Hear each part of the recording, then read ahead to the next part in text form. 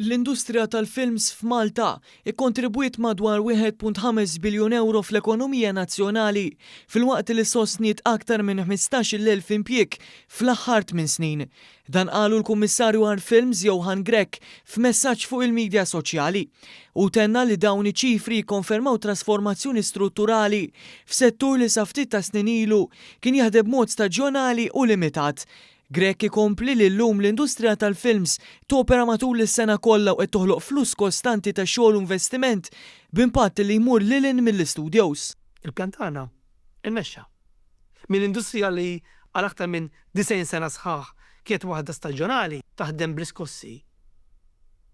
Dawwarnija l-industrija li taħdem kuljum is-sena kollha. Toħloq kuljum l-opportunitajiet għal Maltin.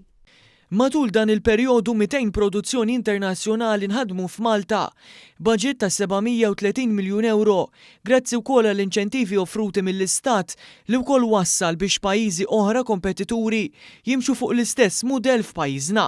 Skont il-Kummissarju, il-flus li ġew minn barra għall-industrija tal-films inxterdu fl-ekonomija kollha waslu biex igawdu minnhom setturi bħal dawk tal-lukandi, ristoranti, it-trasport, l-akkomodazzjoni, is-snajja u servizzi tekniċi. Grech enfasizza li l-investiment pubbliku fis-settur wassal biex il-Gvern iġġenera 4 darbit aktar milli nefaq, fatt li juri rendiment ċaru mkejjel waqt li ddeskriva l-industrija tal-films bħala mutur ekonomiku li qed jikkontribwixxi b'mod konkret tkabbir u l-prosperità tal-pajjiż.